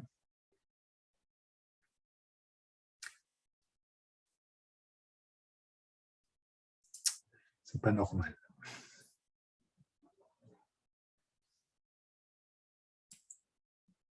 Je vais réessayer dans quelques instants et je vais achever la petite exploration des hubs tant qu'on est dans l'onglet. Je vous ai montré le SUMER. Il y a aussi le schéma de médication. Ne vous y attardez pas trop. C'est avec le projet VIDIS qui est sur les rails, c'est en plein chamboulement, mais c'est censé être un dossier pharmaceutique partagé qui peut être édité par les spécialistes, par le généraliste. Et vous voyez, on peut synchroniser le schéma avec celui qui est enregistré sur le hub et c'est censé permettre d'avoir le schéma de médication le dernier à jour dans le dossier de votre patient. Le journal permet aux patients ou aux intervenants d'envoyer des petites notes. Le laboratoire va regrouper les résultats de labo, prise de sang, frottis, autres.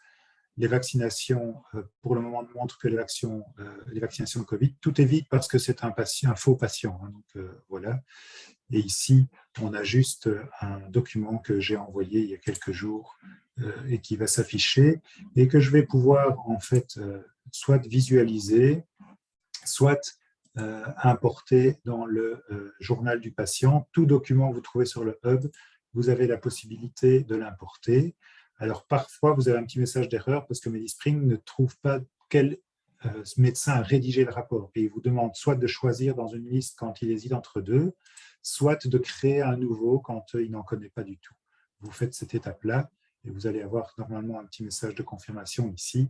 Le document est importé avec succès. Si je retourne dans mon journal, je vais avoir mon document de médecine générale qui est apporté à la date du 28 septembre. Je vais réessayer de visualiser le summeur. J'espère que ça va fonctionner. Et pendant qu'il s'affiche, je vais vous lire donc voilà, importé dans le dossier du patient. J'espère que ça va fonctionner cette fois-ci. La dernière chose dont je voulais vous parler, ce sera bref, c'est la prime de pratique intégrée. Vous savez que si vous utilisez un logiciel agréé, enfin les maîtres de stage le savent, on a droit à une prime tous les ans, et pour les médecins agréés installés, le montant de la prime dépend de l'utilisation de tous ces critères d'e-santé, du nombre de DMG, des sumeurs, etc. Plus on remplit de critères, plus le montant de la prime grimpe avec un plafond actuel à 6 000 €. Pour les assistants, vous n'avez pas accès à la même prime, mais vous avez quand même accès à une prime liée à un logiciel agréé qui est de l'ordre de 800 €. Et donc, en général, c'est au courant du mois de juillet ou du mois d'août que l'on fait la demande de prime pour l'année précédente. Donc, on vient de faire cet été, en 2021, la demande de prime pour 2020. Alors, nous pensons chez Medispring, et nous sommes nombreux à penser qu'il est de bon ton que l'assistant fasse sa demande de prime au nom de son maître de stage. C'est votre maître de stage qui paye la licence pour que vous puissiez utiliser Medispring. La prime couvre en fait à peu près le prix annuel de Medispring pour un maître de stage pour chacun de ses assistants.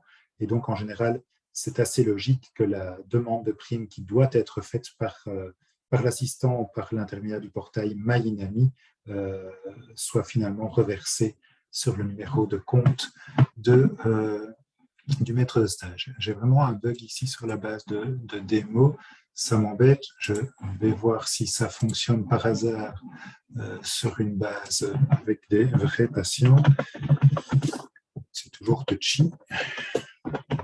Tous soumis au secret professionnel. Voilà, je vais voir un summeur qui s'affiche ici. Je vais cliquer dessus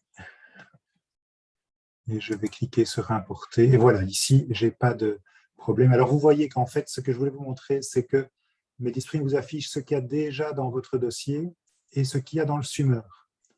Et pour chacune des données, vous pouvez dire, bah, tiens, cette volonté-là, cette volonté-là, cette volonté-là, je ne les ai pas dans mon dossier. L'ancien médecin avait mis ceci, moi, je n'ai pas. Hop, je coche ce qui m'intéresse et puis je fais importer. Vous aurez compris que je ne le fais pas ici pour ne pas polluer un dossier réel. Mais c'est quand même très, très utile comme fonctionnalité quand vous rencontrez un nouveau patient. Quand vous êtes en garde, par contre, vous n'avez pas besoin nécessairement d'importer dans le dossier. La consultation ici des éléments de soins du patient va suffire. Voilà, je pense que j'ai fait à peu près le tour de tout ce que je souhaitais dire. Certaines choses ont été passées un petit peu vite et je vois que ça fait déjà certainement 1 heure que je parle. Donc je propose de poursuivre peut-être avec des questions-réponses si j'étais trop rapide ou pas assez clair sur certains aspects, à moins que Isabelle, tu n'aies quelque chose à me Non, rappeler non, c'était super d'emblée. complet. Merci beaucoup, Pierre-Michel. Un tout grand merci. Entre-temps, nous avons quelques questions qui nous sont parvenues. Alors, je vais pas dire vos noms de famille, je vais juste me contenter du prénom, comme c'est enregistré. Donc, Adeline nous dit qu'elle a eu un retour de pharmacien comme quoi les posologies ne sont pas facilement visibles depuis Medispring, surtout depuis les e-prescriptions. Alors, c'est vrai pour les magistrales. Je n'ai pas décrit tout ce qu'on fait dans Medispring, mais vous avez dans les outils la possibilité de créer 36 magistrales. C'est vrai que j'aurais pu en prescrire une à mon patient pour vous montrer, mais on a récemment détecté en fait un bug dans la manière dont la posologie des magistrales était transportée depuis votre logiciel vers la pharmacie. Ce bug est corrigé, mais pas encore dans la version de Medispring que vous utilisez actuellement. Ce sera dans la prochaine mise à jour. Le bug est déjà corrigé. Donc, je n'ai jamais entendu de retour de pharmacie pour des médicaments, des spécialités, mais pour les magistrales, en effet, il y avait un bug et il est maintenant corrigé. Merci. Alors, Jean-Louis nous demande comment rendre opérationnel l'agenda pour le nouvel assistant et faire disparaître l'agenda de l'ancien assistant. C'est une excellente question. J'avais noté que je devais parler de ça et je l'ai oublié. Merci, Jean-Louis. Merci, oui. Et c'est d'ailleurs une fonctionnalité qu'on voudrait améliorer dans MediSpring. En fait, pour le moment, chaque utilisateur a dans son agenda, je vais afficher l'agenda, l'icône gestion de l'agenda. Et en cliquant sur gestion de l'agenda, je vais, moi, marchand Pierre-Michel, pouvoir donner des droits aux autres intervenants, utilisateurs qui sont dans ma base de données. Et je vais pouvoir décider que Sofiane, il peut voir mon agenda, il peut écrire dedans, il peut même l'administrer, c'est-à-dire créer des plages de consulte ou de visite à tel ou tel moment. Par contre, Aïssa, je n'ai pas envie qu'elle voit quoi que ce soit, ou je veux juste qu'elle voit, mais elle n'écrit rien. Mon assistant, lui, il peut lire et écrire, mais il ne peut pas administrer. Voilà, donc c'est l'assistant qui doit donner les droits au reste de l'équipe, et ça, ce n'est pas très confortable pour le moment.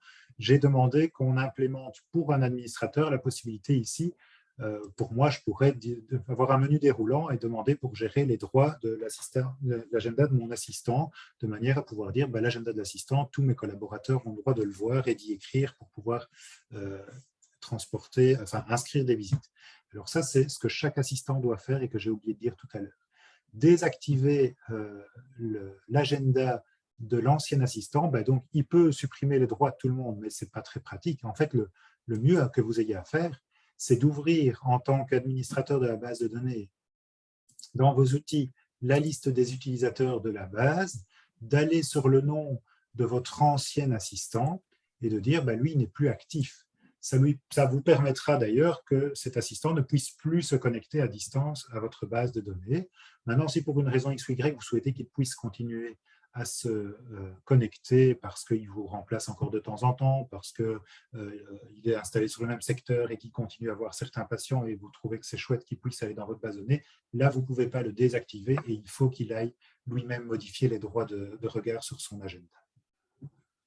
Merci. Alors, au niveau des summaires, Pierre nous demande si un summaire est créé par un assistant, est-ce qu'il entre en compte pour la prime?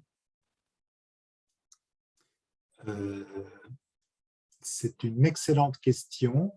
Je pense que oui, puisque tout ce qui est fait par un assistant est crédité au compte du maître de stage, que ce soit les rentrées financières par les mutuelles, mais que ce soit aussi tout acte qui est testé. En fait, l'INAMI qui fait des profils sur base des numéros de nomenclature, etc., tout ce qui est attesté par l'assistant, c'est sur le profil du maître de stage, et le SUMER est fait sous la responsabilité du maître de stage, donc il entre en ligne de compte. Par ailleurs, pour tous ceux qui sont en pratique de groupe, il est sûr et certain que le quota de SUMER de la pratique de groupe intervient, et donc certains utilisateurs qui ne font pratiquement pas de SUMER bénéficient de ce critère pour leur prime parce que leurs associés font des SUMER de manière généreuse. Merci. Moi, je pense aussi que tout ce qui est fait au nom du maître de stage intervient justement pour ces primes. Je pourrais poser la question et quand j'aurai la certitude, je vous tiendrai au courant. Voilà. Alors, Jean-François nous demande comment mettre à jour la base de données de médicaments. La base de données de médicaments, elle est mise à jour, donc c'est la SAMV2, source authentique des médicaments, qui est une base fédérale. Elle est censée se mettre à jour toute seule tous les 15 jours. Et quand vous êtes dans votre modèle de prescription, vous voyez ici qu'elle est bien à jour. Le petit V est vert, elle date de moins de 15 jours et on a la date de la dernière mise à jour qui est le 5 octobre.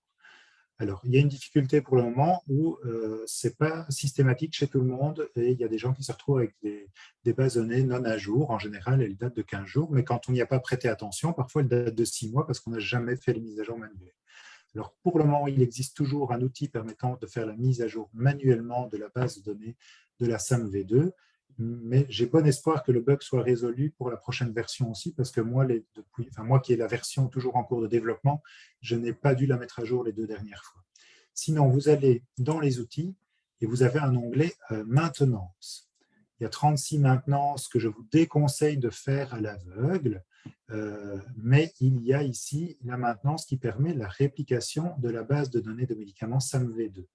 Vous allez la sélectionner et vous allez cliquer « Exécuter les maintenances ».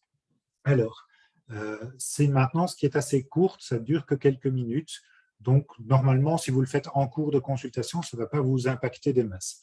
Néanmoins, la prudence me demande de vous dire que toute maintenance que l'on fait, on la fait en dehors de ses heures de travail pour ne pas risquer d'être bloqué 1 heure parce qu'il y a eu je ne sais quel couac.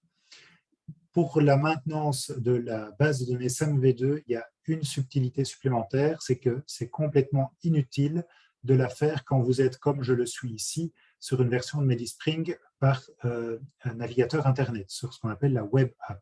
Donc, c'est une des grandes forces de MediSpring, c'est que vous pouvez l'avoir installée sur votre ordi, l'utiliser en local. Si vous n'avez pas Internet, vous n'aurez pas l'e-santé, mais vous aurez l'intégralité de vos dossiers. Et dès que vous aurez Internet, tout va se synchroniser. Mais si vous êtes à Outsiplou et que vous avez besoin de vérifier une info, vous pouvez, à condition d'avoir vos clés de cryptage en poche, ouvrir n'importe quel ordinateur, taper app.medispring.be dans un navigateur et vous connecter à votre base de données.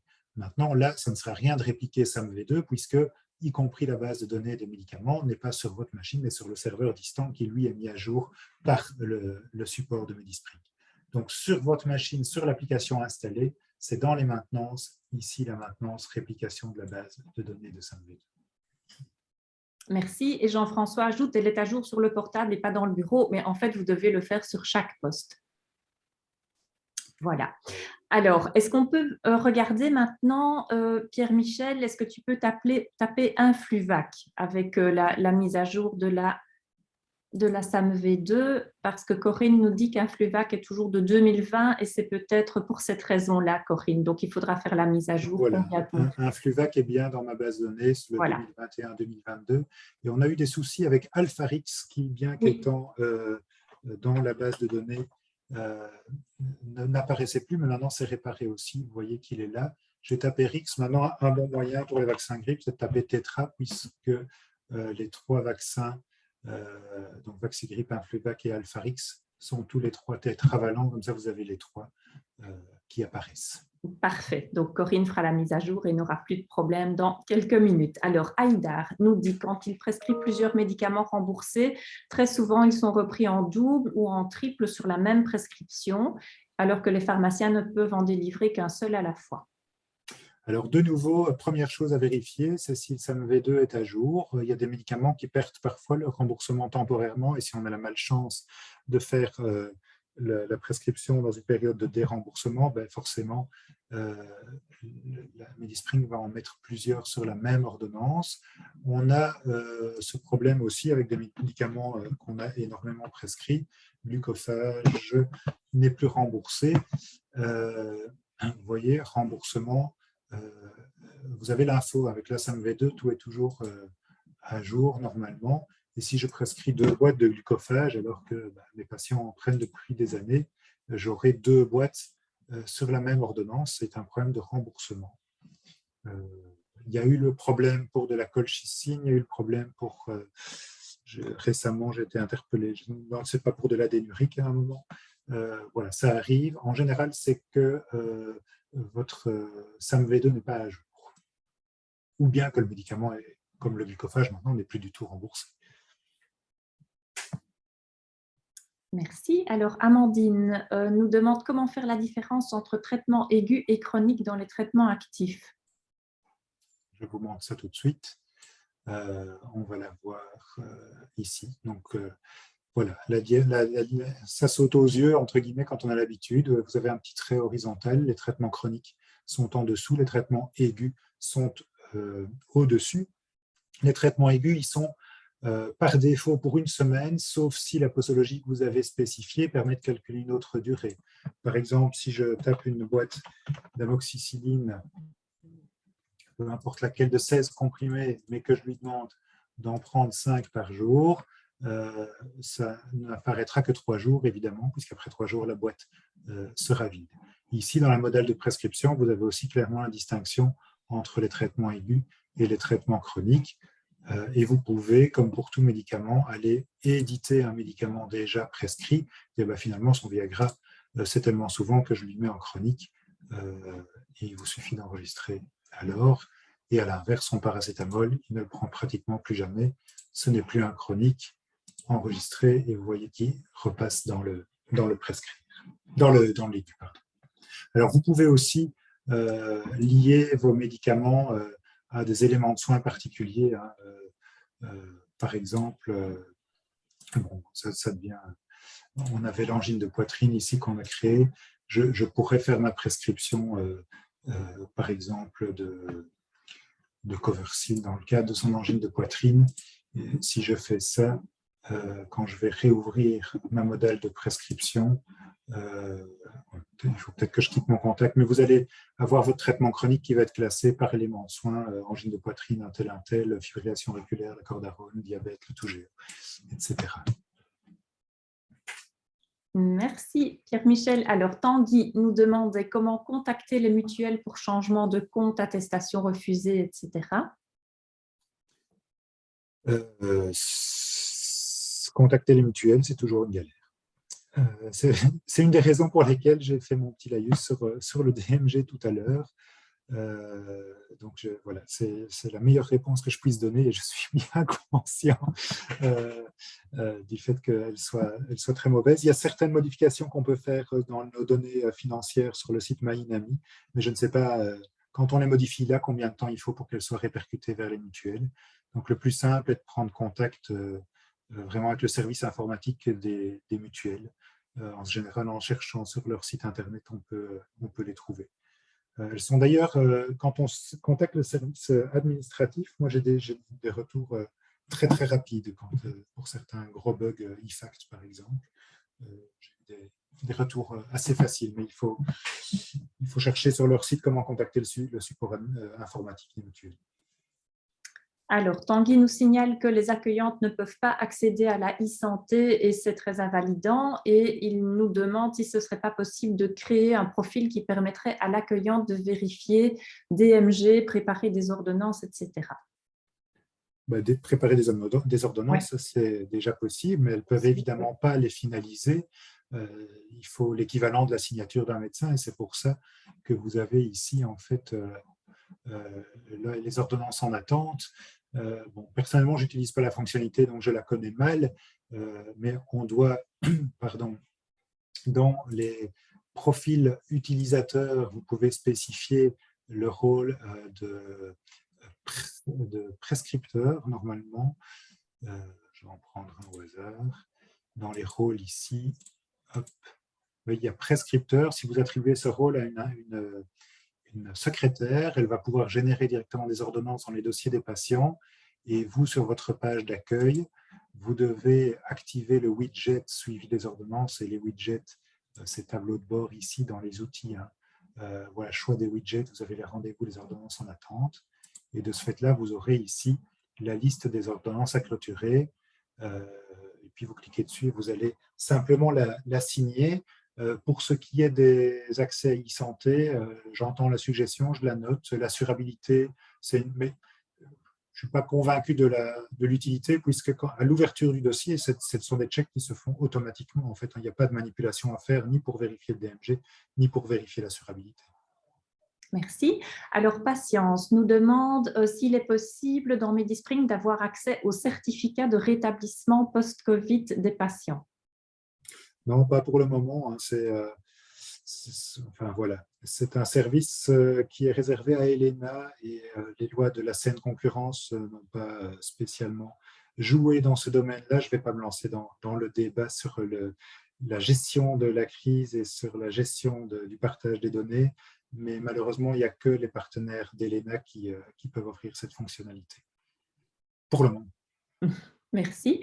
Florence nous demande, dans le cas d'un assistant qui ne fait que 6 mois chez un maître de stage, peut-il quand même faire la demande de prime? C'est une prime annuelle, donc il faudra choisir un des 2 maîtres de stage. Ça, c'est voilà. Il pourra demander qu'une prime, alors après, il peut on pourrait imaginer qu'il la fasse verser sur son compte à lui et qu'il rende la moitié à chacun des 2 maîtres de stage. Et maintenant, voilà, chacun fera son choix. Exactement. On va Je pas pense que demander c'est de... la meilleure solution, effectivement. Paul veut être assuré sur le fait que le DMG donc, peut être demandé par le maître de stage dans la semaine qui suit le contact, sûrement par l'assistant. Oui, je l'ai testé, ça fonctionne. Parfait. On arrive tout doucement au bout des questions. Marc voudrait savoir si le contrôleur des contributions va se contenter du classeur Excel avec nos actes. C'est une bonne question. Je n'ai pas encore été contrôlé depuis que j'utilise MediSpring, mais on peut lui montrer l'affichage dans MediSpring directement et on peut l'exporter sous ses yeux devant Excel. Dans Excel, je ne sais pas répondre. Je ne sais pas répondre. Je ne pense pas que on ne peut pas implémenter un logiciel de comptabilité dans tous les logiciels qui existent. Donc, je pense que l'export Excel, voilà. Après, s'il y a des très grosses discordances, ça va mettre la puce à l'oreille, mais ça, chacun assume la manière dont il travaillera. Mais si le relevé des prestations, on est quand même à plusieurs milliers de lignes dans le classeur Excel en fin d'année, correspond aux montants qui ont été déclarés, je ne vois pas pourquoi il tiquerait, mais c'est un avis personnel, ça n'engage que lui. Voilà. Et Patricia veut nous partager un petit truc. Pour prescrire Cominarty dans la base de données, il n'y a que des possibilités de prescrire un RAC. Truc, j'ai encodé Cominarty comme prescription magistrale. Dans ce cas, on peut le prescrire rapidement et l'envoyer à la pharmacie en IATEST. En récipé, oui. IATEST avec moi. Moi, ici, dans les spécialités, avec la SAMV2 à jour, je n'ai aucun problème à trouver Comirnaty. L'avantage, c'est quand vous le trouvez comme spécialité, il est lié à son CNK, en fait, sur la prescription, et donc il n'y a pas de risque de confusion. Maintenant, c'est vrai que pour certains trucs parfois difficiles à prescrire, à retrouver dans la base de données, ou quand en début de saison, on n'a pas encore les vaccins grippe dans la base de données, on peut les créer dans les médicaments personnels. Et je pense que moi, si je tape, enfin non, c'est une base de données de DMO, mais dans les personnels, dans notre base de données à la maison médicale, on a vaccin influenza tétravalent 2021-2022 et ça nous permet de le prescrire rapidement en DCI avec le tiers payant applicable en attendant qu'il soit dans les spécialités. Mais voilà, pour revenir à l'exemple qui vient d'être donné, comme Mirnati, il est bien dedans. Après, il faut se souvenir de son nom, qui n'est peut-être pas le choix le plus commercial. Ok. Alors, Paul nous demande comment le maître de stage peut voir les facturations faites par l'assistant en ouvrant le dossier du patient. Donc, tu as montré tout à l'heure cet aspect-là, mais donc, il voulait savoir en ouvrant le dossier du patient pour faire la distinction. Je vais essayer de trouver un patient où il y a plusieurs factures. Et dans l'onglet finances, vous pouvez afficher les factures. Oui. Je crois que je trouve un patient dans lequel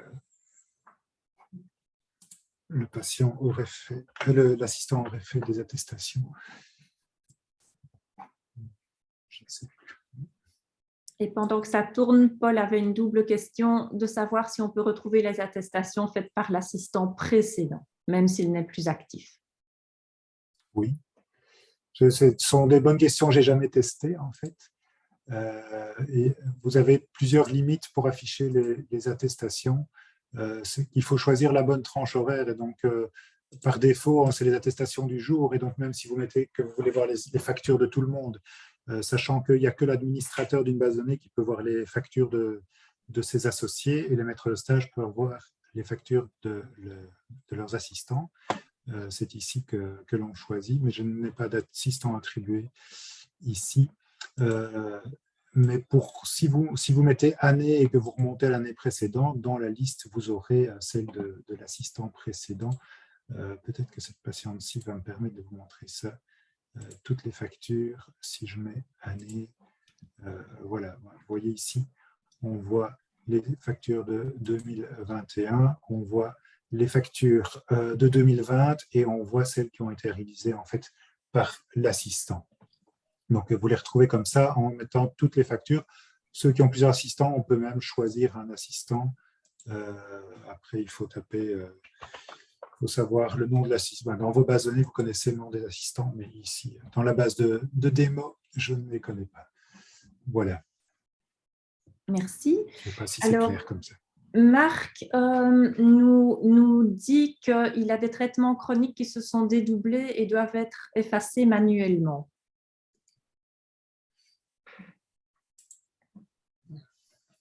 Oui, je ne sais pas par quel procédé ça s'est produit. Si c'est accidentel, il faut les effacer manuellement. S'il y en a énormément, il faut passer par le helpdesk pour voir s'ils ont eu des retours là-dessus. Moi, je n'en ai pas entendu parler.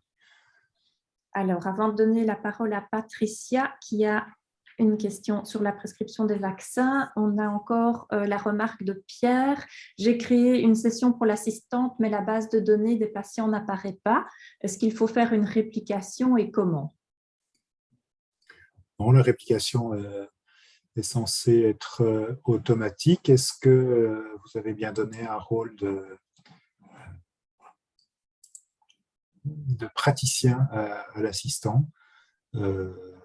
Il y a des rôles qui ne permettent, si elle n'a qu'un rôle d'administrateur, par exemple, il n'y a pas d'affichage de la liste des patients. Il n'y a pas d'accès. Les utilisateurs qui sont uniquement administrateurs n'ont accès à aucune fonctionnalité liée aux dossiers médicaux, mais uniquement de l'administration.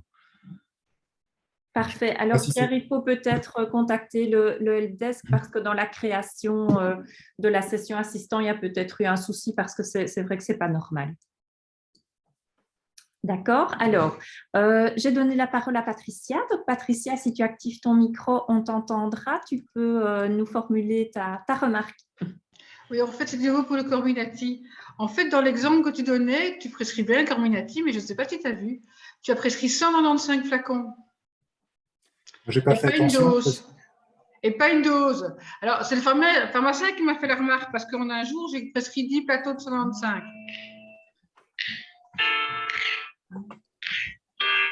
Oui, en effet, dans la SAMV2, c'est le flacon de 125 doses qui est disponible. C'est pour ça que moi, j'ai créé le Comirnaty en magistral, question de pouvoir les prescrire une dose à la fois parce que le pharmacien demande une ordonnance. Et comme les écrire à la main, ça me pompe un peu, je me suis facilité la tâche comme ça et je me suis dit qu'elle pourrait vous être utile. Oui, c'est la façon de faire, hein, donc c'est vraiment comme ça qu'il faut faire. Je ne l'ai jamais prescrit, donc je n'avais pas fait attention. Ça va. Merci Patricia. Et on va clôturer sur une petite aide. Donc Paul va intervenir pour dire à Marc qu'au niveau de ces doublons, c'est parce qu'il a represcrit une deuxième fois le même traitement en chronique et que ça lui est déjà arrivé aussi. Voilà, merci beaucoup. C'est sympa de vous aider les uns les autres comme ça. Bon, eh bien, nous sommes arrivés au bout de nos questions. Eh bien, il me reste à vous remercier tous d'avoir participé. Donc, le webinaire, on va terminer l'enregistrement maintenant et vous pourrez tous revoir ça à votre rythme pour étudier tout ce qu'on vous a montré aujourd'hui. Et donc, n'hésitez pas, les assistants, on est là pour vous aider. Donc, au niveau des certificats IELTS et de vos inscriptions respectives sur les hubs, donc Réseau de Santé Wallon, Réseau de Santé Bruxellois, vous pouvez m'envoyer tout simplement un email avec vos coordonnées exactes à l'adresse contact@medispring.be. On vous souhaite une bonne après-midi et à bientôt. Merci, au revoir.